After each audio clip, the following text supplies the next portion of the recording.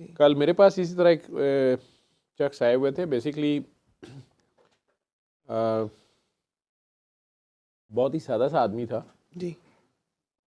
उसके साथ एक शाह साहब आए हुए थे, वो भी बहुत सादा थे और तकरीबन उसी इलाके के थे। उन्होंने मुझे आके नाम लिया कि फ़लाँ साहब ने लंदन से हमें आपके पास भेजा है, आने का कहा है, नंबर है उनका और ये वो। मैंने उनका नंबर लिया, मेरे पास सेव नहीं था। मैं सेव किया तो उनके मैसेजेस निकल आए। मैंने उनके मैसेजेस थे, शाह साहब थे बड़े अच्छे, उनके मैसेजेस मैंने देखे। तो मैंने उन्हें, जो साहब उन्हें उनके साथ आए थे वो भी सैयद थे, मैंने कहा कि उन्होंने खुद क्यों नहीं बताया या आपने क्यों नहीं बताया और इतनी दूर से इन्हें मेरे पास लेके आए हैं। जी। उन्होंने कहा कि नहीं, वो उन्होंने कहा था कि पर्टिकुलरली डॉक्टर साहब ही देखें। जी।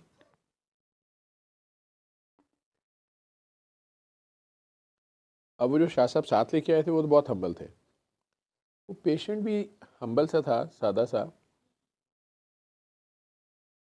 और उसकी हिस्ट्री यही थी कि उसका रोड ट्रैफिक एक्सीडेंट हुआ, उसके कान की हड्डी पे लगी, चोट लगी, और 8-10 साल पहले जी। उस वक़्त से उसकी हियरिंग लॉस भी हो गया, जी। सर की चोट थी, दोनों तरफ से कानों में से उसकी सुनने की ताकत चली गई। जी। दूसरा, उसको ये होता था कि उसको हर कुछ अरसे के बाद उसको बार बार लकवा होता था, कभी राइट साइड पे कभी लेफ़्ट साइड पे, जी। और वो भी डॉक्टर्स को नहीं समझ आता था। तो उसकी कराची ले जाके उन्होंने वहाँ से, बकर वगैरह से, मेरे ख्याल कराची करीब है, जी। तो उन्होंने वहाँ ले जाके उसके MRI CTs भी किए हुए। जी। लेकिन वो एक MRI की रिपोर्ट थी उनके पास, बीवी के पास, बाकी हर चीज़ वो कहती थी कि वो तो मैं नहीं लाई। जी। अच्छा, वो बंदा जो था वो तो बहुत ही डाउन टू अर्थ, और पेशेंट जो था कोऑपरेटिव सा, जैसे मैं उसे कह रहा था, उसे बात समझानी मुश्किल थी, जी। इशारों में वो जी। करते थे। लेकिन मुझे वो बड़ी प्योर सी सोल और सारा सा बंदा लग रहा था। लेकिन वो जो खातून थी, जी। वो कह रही थी कि मैं इसकी सगी बहन हूँ, लेकिन मुझे समझ नहीं आ रहा था कि वो she was least of the interested in this whole therapy. और मुझे ये नहीं समझ आ रहा था कि एक बंदा वो भक्कर लैया किसी जगह से आया है और जी। क्लिनिक पे 3 घंटे उसे बैठना भी पड़ा है। जी। और अगर ये अपने भाई के लिए इतनी हैं, और अब ये क्या अजीब इनकी इंडिफरेंट सी एटीट्यूड है। मुझे मेरे क्वेश्चंस का आंसर भी वो, मतलब बादले न खास्ता किस्म का दे रही थी, और उनका एटीट्यूड कुछ इस किस्म का था कि मुझे लग रहा था कि शी इज़ बैडली डिसअपॉइंटेड, जी। कि वो शायद कुछ और सोच के आई थी, और या पता नहीं अब क्या चक्कर है, या मेरी शक्ल पसंद नहीं आ रही, या हुलिया पसंद नहीं आ रहा। अलबत्ता वो जो शाह साहब साथ थे वो मैक्सिमम अपोलोजेटिक वे में कोऑपरेट भी करने की कोशिश कर रहे थे, जी। उस बंदे को समझाने की भी कोशिश कर रहे थे। और मैंने ये नोट किया कि वो बीबी जो बहन थी, अगर वो उसे कोई बात समझाना चाहती थी तो उसकी जो साइन लैंग्वेज थी वो क्विक थी, फास्ट थी, और वो अंडरस्टैंड करता था। लेकिन वो उसमें हेल्प ही नहीं कर रही थी, और वो बेचारा बंदा या मैं उसके साथ कर रहे। जी। अचानक मुझे ख्याल आया कि मैंने दुआ कराने के लिए सूरा रहमान लगाई, तो वो बीबी कहती है ये हमने की हुई है और ये तो सुनता ही नहीं, इसको क्या फ़ायदा है इसका। तो मैंने कहा आप इसकी अम्मी हैं, बहन हैं, आपने सगी सगा रिश्ता एग्जैक्ट किया, तो उसने मैं बहन हूँ। मैं कहा भाई अम्मी अबू हैं कि सिर्फ अम्मी हैं। जी। मैं क्या अपनी अम्मी को कहना वो भी सुने, और माँ की दुआ का बड़ा रोल है, जी। और बहन की भी दुआ करती है, तुम अभी आंखें बंद करो, साथ सुनो। वो, उसका स्टाइल भी बिल्कुल इस तरह का था कि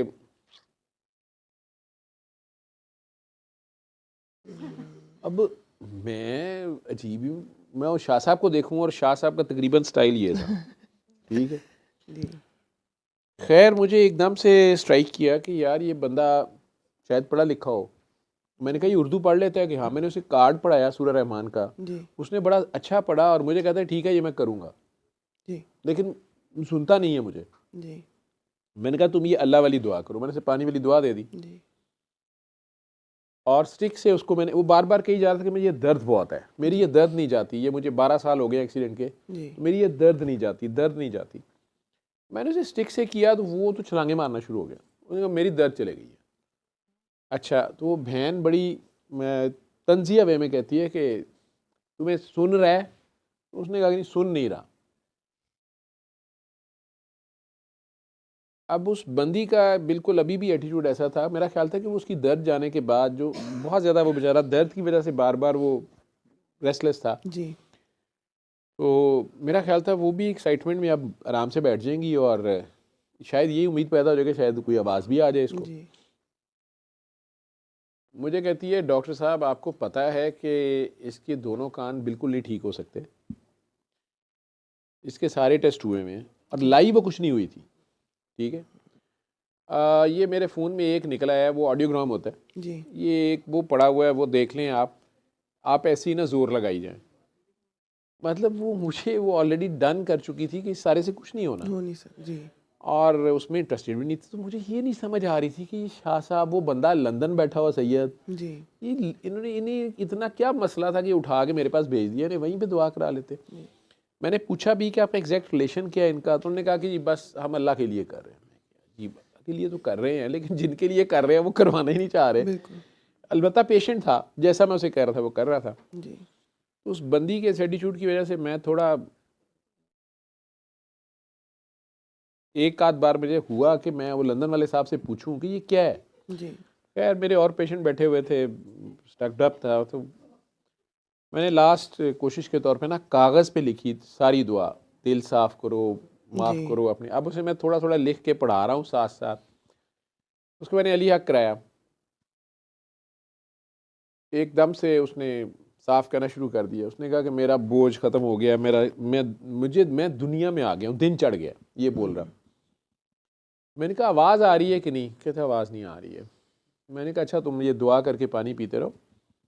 तो तब वो खैर वो ये रिस्पांस दूसरी बार जब देखा उसने, तो फिर ये कहती है कि डॉक्टर साहब ये एक रिपोर्ट है, और डॉक्टरों ने, आगा खान वालों ने भी और निश्तर वालों ने भी, मुल्तान वालों ने भी, उन्होंने तो कहा था कुछ भी नहीं हो सकता। लेकिन मुल्तान में प्राइवेट एक डॉक्टर हैं, वो कह रहे हैं कि वो पीछे दिमाग में कनेक्शन जोड़ देंगे, तो आला लगा देंगे तो ये सुन लेगा। मैंने कहा जी उनका क्या नाम है? तो कहती है पता नहीं, मुझे नाम याद नहीं। मैंने कहा मुझे तो उनका नहीं पता, जी अगर आपने ये काम भी करवाना है तो आगा खान से करा लीजिएगा, ठीक है, जी लेकिन ये 7 दिन सुने, बाकी जो तुम्हारा दिल करे। मैंने अब जान छुड़ाने चाहिए। अब वो इतनी तेज़ी से उठी है जैसे वो मजबूरन बंधी हुई थी, काफ़ी हैवी बेल्ट, और वो जब बाहर चली गई और वो बच्चा भी, बंदा भी चला गया, वो शाह साहब मुझे कहते हैं कि डॉक्टर साहब आप बस ये बता दें कि ये इस बंदे को वाकई उस ऑपरेशन की ज़रूरत है, और वो ऑपरेशन कहाँ से सही होता है। मैं कहा जी मुझे ये नहीं पता कि ये सिंपल हियरिंग एड है या मैं ईएनटी का डॉक्टर नहीं हूँ, जी लेकिन ईएनटी के किस लेवल की सर्जरी ये कह रही है, वो कागज़ क्यों नहीं साथ लाई कुछ भी जी ना। बिल्कुल कहता है मुझे ये नहीं समझ आ रही कि ये मैंने हर चीज़ उन्हें कही है, और आपके असिस्टेंट ने, खुरम ने मुझे कहा, मैंने फिर दोबारा काउंटर चेक किया, इसने कहा मैंने सब कुछ रख लिया, जी अब यहाँ भी ये कुछ भी नहीं दे रही, मुझे तो नहीं समझ आ रही। मुझे एम क्लिक किया, मैं कहा आप लोग इनकी ऑपरेशन की इमदाद के लिए तो नहीं इनकी हेल्प कर रहे हैं, कुछ कर रहे हैं? कहते जी असल में यही बात है, इसने सोशल मीडिया के ज़रिए वो शाह साहब को वहाँ कांटेक्ट किया, वो बहुत ही अल्लाह लोग हैं, तो वो किसी डॉक्टर ने कहा कि पता नहीं 50 लाख में ऑपरेशन होगा, और वो तो देने पे तैयार थे, लेकिन वो आपको बड़ा मानते हैं, तो उन्होंने ना इसको बहुत फ़ोन पे सूरह रहमान और ये, तो ये लड़के की बात ही उनसे करती, ये उन्हें कहती है कि वो तो सुन ही नहीं सकता, तो उसे आपकी बात नहीं समझ आएगी, आप मुझे बता दें। शाह साहब को थोड़ा सा डाउट है कि वो कहते हैं कि मैं कैसे मान लूँ कि इसने सुना दी है, कि ये मैं तो 50 लाख भेज देता हूँ, अगर मैंने इसे कहा कि डॉक्टर से बात करा तो कुछ कर, तो वो डॉक्टर कहता है जी मैंने नहीं बात करनी, किसी ने पैसे भेजने हैं तो भेजे, नहीं भेजने तो ना भेजे। जी तो डॉक्टर साहब ने मुझे कहा, मैं तो उनका बचपन का दोस्त हूँ, वो जो साहब साथ सैयद आए हुए थे, और जी मैं फ़िलहाल बिल्कुल कोई और शहर था, कोट अब्दू के पता नहीं कहाँ, जी कि वहाँ से उन्होंने मुझे रिक्वेस्ट की, मैं फिर उधर वहाँ गया, मैंने गाड़ी कढ़ाई है, मैंने इन लोगों को साथ लिया है, अपॉइंटमेंट ली है, मैं यहाँ आया हूँ, लेकिन मैं भी ऑब्ज़र्व कर रहा हूँ कि ये इस ट्रीटमेंट में तो ये बंदी इंटरेस्टेड नहीं है। इंटरेस्टेड अलबत्ता वो बंदा कह रहा है उसकी दर्द, उसने कहा डॉक्टर साहब वहाँ से चले हैं भक्कर से शायद, और इसकी ये दर्द की खातिर मैंने रास्ते में 2 बार गाड़ी रुकवा के टीका लगवाया इसको। जी तो ये बेचारा तो दर्द से तड़प रहा था।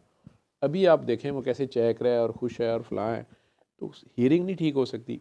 मैं कहा यार मैं कुछ नहीं कह सकता, वो 7 दिन सुने या क्या कहानी है बैकग्राउंड मुझे नहीं पता, मैं कहा लेकिन शाह साहब को ये कह देना कि ये ऑपरेशन अगर उन्हें कराना भी है ना तो वो आगा खान में पता करें, वहीं पे पैसे भेजें, आगा खान वालों से डील करें। जी नहीं तो इस तरह काम करने की ज़रूरत नहीं है। बिल्कुल। मैं नहीं कोई भी इसमें आ रहा। कहने का मकसद आप लोगों को ये है कि सोशल मीडिया पे इस तरह के बहुत से लोग मिल जाते जी हैं जो हेल्प मांग रहे होते हैं।